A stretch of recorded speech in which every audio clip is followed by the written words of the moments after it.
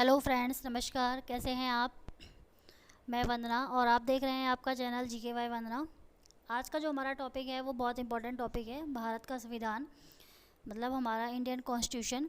ये एक ऐसा टॉपिक है कि आप कोई भी एग्ज़ाम दे रहे हो, आप कोई भी एग्ज़ाम दे रहे हो तो इस टॉपिक में से क्वेश्चन आते ही हैं। मैंने ये आज की जो वीडियो है ये इसमें 51 लाइनर क्वेश्चन शामिल किए हैं। अगर आप इस टॉपिक को पढ़ भी चुके हैं तो मेरी वीडियो देखने से आपकी बहुत जल्द फटाफट रिवीजन हो जाएगी।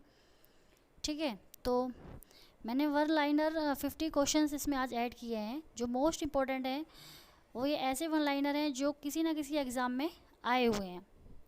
तो चलिए स्टार्ट करते हैं। पहला है, संविधान का निर्माण संविधान सभा के द्वारा किया गया था। मतलब ये क्वेश्चन ऐसे आता है कि संविधान का निर्माण किसके द्वारा किया गया था, तो संविधान का निर्माण संविधान सभा के द्वारा किया गया है। सेकंड है, संविधान का प्रथम प्रारूप तैयार किया था, किसने तैयार किया था, तो ये किया था BN राव जी ने, और ये संविधान सभा के संवैधानिक सलाहकार थे। BN राव जी का पूरा नाम जो है वो है बेनेगल नरसिम्हन राव। थर्ड है, भारतीय संविधान के अधिकतर विषय जो कहाँ से लिए गए हैं, तो हमारे संविधान के जो मोस्टली टॉपिक हैं वो लिए गए हैं। एक तो 1935 के एक्ट से, मतलब 1935 1935 का भारत शासन अधिनियम था उससे, और इंग्लैंड से। मतलब जो संविधान का अधिकतर भाग है ये इन दो सोर्स से लिया गया है। फिर एक क्वेश्चन आता है कि मूल संविधान में एक प्रस्तावना, 395 अनुच्छेद, 22 भाग और 8 अनुसूचियाँ थी। मतलब मूल ऐसे आता है कि मूल संविधान में कितनी अनुसूचियाँ थी या कितने भाग थे, तो मूल संविधान में एक प्रस्तावना, 395 अनुच्छेद और 22 भाग व 8 अनुसूचियाँ थी।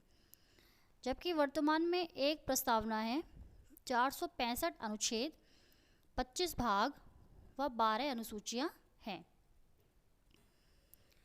नेक्स्ट है, संविधान सभा की प्रारूप समिति के अध्यक्ष डॉक्टर भीमराव अंबेडकर थे। ये मोस्ट इंपॉर्टेंट क्वेश्चन है कि पूछा जाता है कि संविधान की प्रारूप समिति के अध्यक्ष कौन थे, तो संविधान की प्रारूप समिति के अध्यक्ष डॉक्टर भीमराव अंबेडकर थे। तदर्थ झंडा समिति के अध्यक्ष कौन थे, तो तदर्थ झंडा समिति के अध्यक्ष थे डॉक्टर राजेंद्र प्रसाद जी, हमारे राष्ट्रपति जी। फिर 8 नंबर है, संविधान के निर्माण में जो समय लगा था वो था 2 वर्ष 11 माह और 18 दिन लगे थे। नेक्स्ट है 9 नंबर का कि संविधान सभा का प्रथम अधिवेशन, या इसे प्रथम बैठक भी बोलते हैं, कि पहली बैठक 9 दिसंबर 1946 को हुई थी। ये हुई थी नई दिल्ली में, और इसके उस समय जब बैठक हुई थी तो कोई अध्यक्ष नहीं था, तो उसमें अस्थायी, ये ध्यान रखिएगा, अस्थायी अध्यक्ष चुने गए थे, और वो थे डॉक्टर सच्चिदानंद सिन्हा। उसके बाद 2 दिन बाद ही 9 दिसंबर को पहली बैठक हुई थी, उसके बाद दूसरी बैठक 11 दिसंबर को हुई थी। 11 दिसंबर 1946 को दूसरी बैठक हुई थी, और जिसमें स्थायी अध्यक्ष चुने गए थे वो थे डॉक्टर राजेंद्र प्रसाद जी। फिर 11 नंबर का क्वेश्चन है कि भारतीय संविधान जो है, हमारा भारतीय संविधान जो है वो विश्व में सबसे बड़ा लिखित संविधान है। फिर है 12 नंबर का कि जनगण मन जो हमारा राष्ट्रीय गान है, इसको संविधान में 24 जनवरी 1950 को राष्ट्रीय गान के रूप में स्वीकृत किया गया था। ये इस तरह पूछा जाता है क्वेश्चन कि राष्ट्रीय गान को संविधान में कब स्वीकृत किया गया था। ऐसे ही नेक्स्ट है, वंदे मातरम राष्ट्रीय गीत को संविधान में 24 जनवरी 1950 को स्वीकृत किया गया था।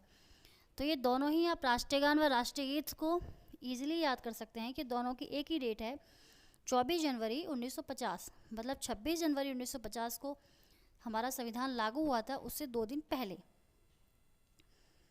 फिर है, राष्ट्रीय ध्वज तिरंगा जो है उसको संविधान में अपनाया गया था, 22 जुलाई 1947 को अपनाया गया था।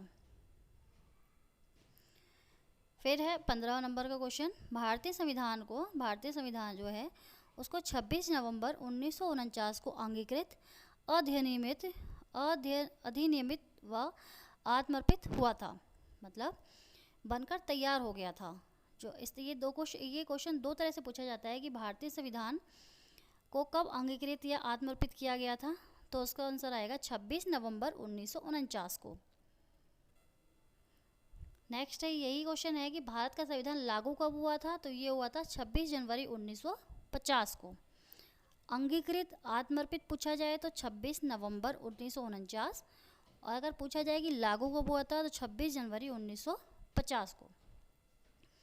17 नंबर का क्वेश्चन है कि संविधान सभा की अंतिम बैठक हुई थी, तो संविधान सभा की अंतिम बैठक थी 24 जनवरी 1950 को। मतलब 26 जनवरी 1950 को तो संविधान लागू हुआ था, तो उससे 2 दिन पहले ही संविधान सभा की अंतिम बैठक हुई थी। संविधान की आत्मा संविधान की प्रस्तावना को कहा जाता है। हमारे संविधान की प्रस्तावना उद्देशिका को कहा जाता है। 17 अक्टूबर 1948 को उद्देशिका का नाम प्रस्तावना रखा गया था। मतलब इससे पहले 17 अक्टूबर 1948 से पहले प्रस्तावना को उद्देशिका कहा जाता था। 20 नंबर है कि प्रस्तावना को संविधान का सारांश, लक्ष्य, मूल्य, आदर्श व प्रवेश द्वार कहते हैं।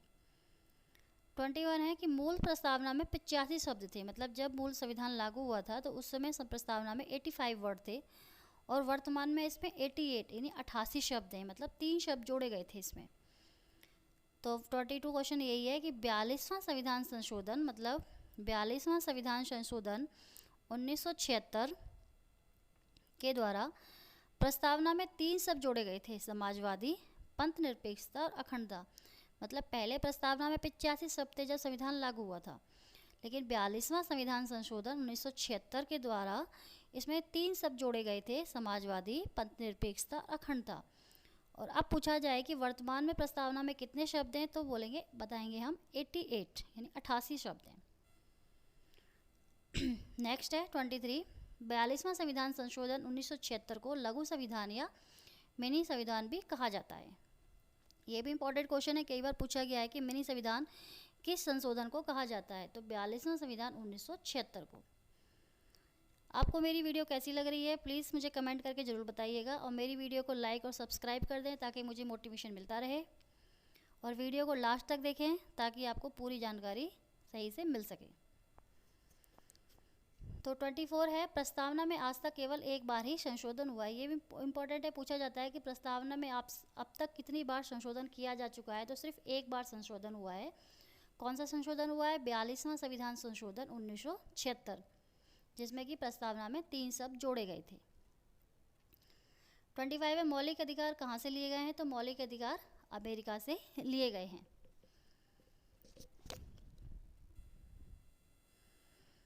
फिर है मौलिक अधिकारों का विवरण कहाँ पे है, तो मौलिक अधिकारों का विवरण संविधान के भाग 3 में है और अनुच्छेद 12 से 35 तक किया गया है। 27 है, सब 26 जनवरी 1950 को संविधान ने 7 मौलिक अधिकार प्रदान किए थे। मतलब जब हमारा संविधान लागू हुआ था 26 जनवरी 1950 को, तो संविधान ने 7 मौलिक अधिकार दिए थे हमें, ठीक है। तो उस समय 28 है, मौलिक अधिकार समिति, मतलब जो मौलिक अधिकार समिति थी उसके अध्यक्ष कौन थे? सरदार वल्लभ भाई पटेल थे। और उप समिति के अध्यक्ष कौन थे? JB कृपलानी जी। तो ये ध्यान रखिएगा कि अगर मौलिक अधिकार समिति पूछा जाए तो उसके अध्यक्ष थे सरदार वल्लभ भाई पटेल, और अगर उप समिति पूछा जाए तो बताइएगा JB कृपलानी जी। 30 क्वेश्चन है, मौलिक अधिकारों को संविधान की आधारशिला, आधार स्तंभ व मैग्ना कार्टा कहा जाता है। तो ये कहा जाता है मैग्ना कार्टा।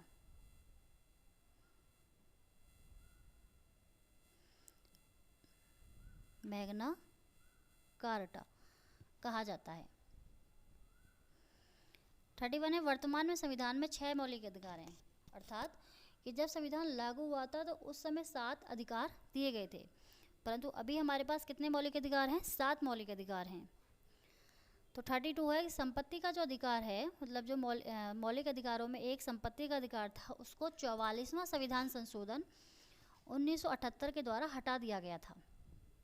मतलब पहले तो ये एक संपत्ति का अधिकार मौलिक अधिकार था, लेकिन 44वां संविधान संशोधन 1978 के द्वारा इसको मौलिक अधिकार से हटा के इसको एक कानूनी अधिकार बना दिया गया था, अनुच्छेद 300 का में जोड़ के।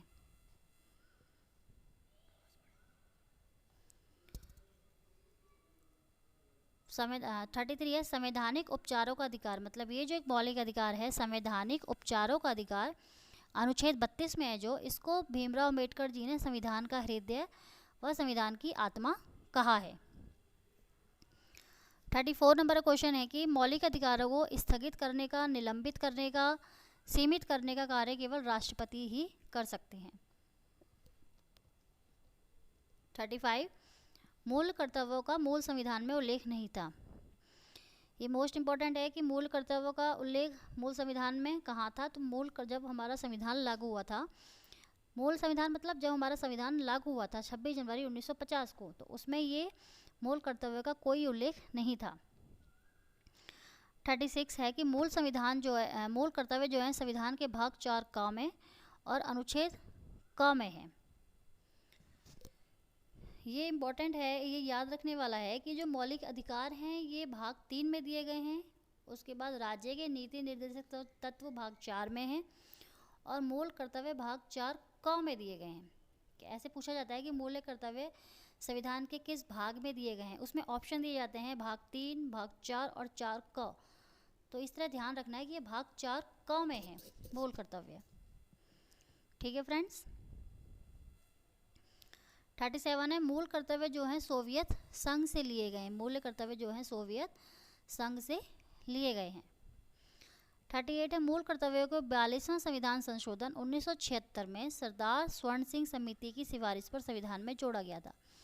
मतलब जो मूल संविधान था उसमें तो मूल कर्तव्य थे ही नहीं, परंतु इनको जोड़ा गया था 42वां संविधान संशोधन जब 1976 में किया गया था, उसके द्वारा इनको जोड़ा गया था। कितने मूल कर्तव्य जोड़े गए थे? 10 मूल कर्तव्य जोड़े गए थे।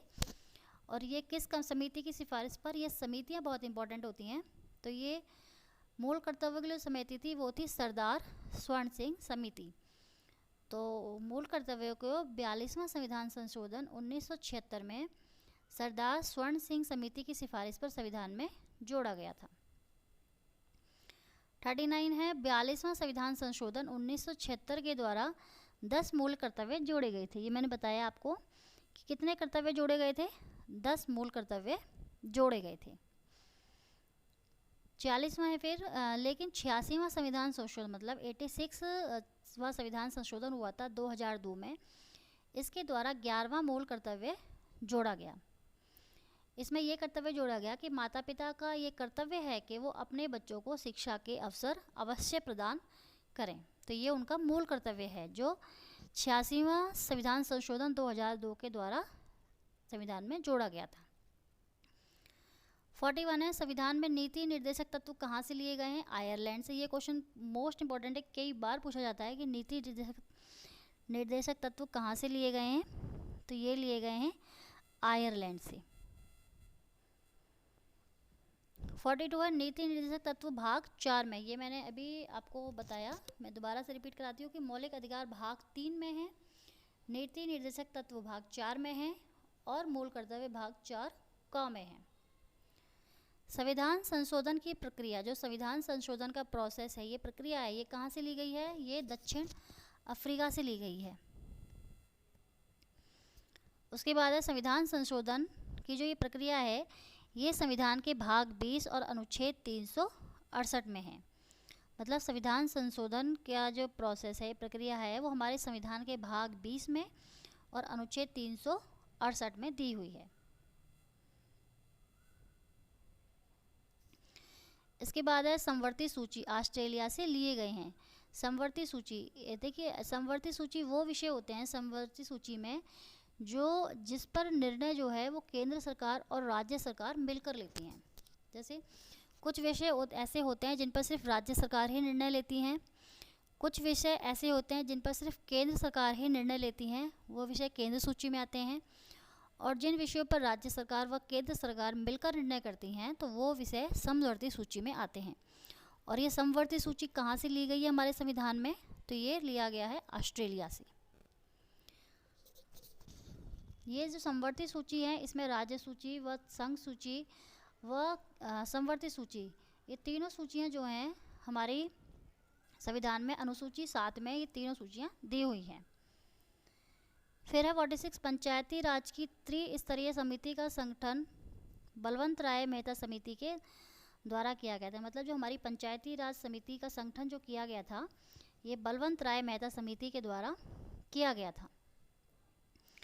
पंचायती राज विषय किसका है? ये राज्य सूची का विषय है। मतलब अभी मैंने बताया था कि जिस विषयों पर सिर्फ राज्य निर्णय लेता है वो राज्य सूची के अंतर्गत आते हैं। तो पंचायती राज का जो विषय है वो केवल राज्य सूची के अंतर्गत आता है। 48 संविधान में 73वां संविधान संशोधन 1992 के द्वारा भाग 9 में 11वीं अनुसूची जोड़कर पंचायतों को संवैधानिक दर्जा प्रदान किया गया था। ये मोस्ट इंपॉर्टेंट क्वेश्चन है ये, संविधान में 73वां संशोधन और 74वां संविधान संशोधन। क्योंकि 73वां संविधान संशोधन जब हुआ था 1992 में, उसके द्वारा उसके में भाग 9 और 11वीं अनुसूची जोड़कर पंचायती राज जो है प्रारंभ किया गया था। और ये लागू कब हुआ था? 24 अप्रैल 1993 से, 1993 से। तो आप जानते होंगे कि पंचायती का दिन मनाया जाता है वो 24 अप्रैल को मनाया जाता है। फिर है 49 संविधान में 74वां संविधान संशोधन 1992 के द्वारा भाग 9 क में 12वीं अनुसूची जोड़कर नगरीय प्रशासन को संवैधानिक दर्जा प्रदान किया गया था। फिर है 50 नंबर, भारत के संविधान में न्यायिक पुनरावलोकन की अवधारणा यूएसए से यानी अमेरिका से ली गई है। ठीक है फ्रेंड्स, आज की वीडियो में बस इतना ही। आपको मेरी वीडियो कैसे लगी मुझे कमेंट्स करके ज़रूर बताइएगा। मेरी वीडियो को लाइक्स और सब्सक्राइब कर दें ताकि मुझे मोटिवेशन मिलता रहे और मैं आपके लिए ऐसे ही अच्छी वीडियो लाती रहूं। Okay friends, thank you.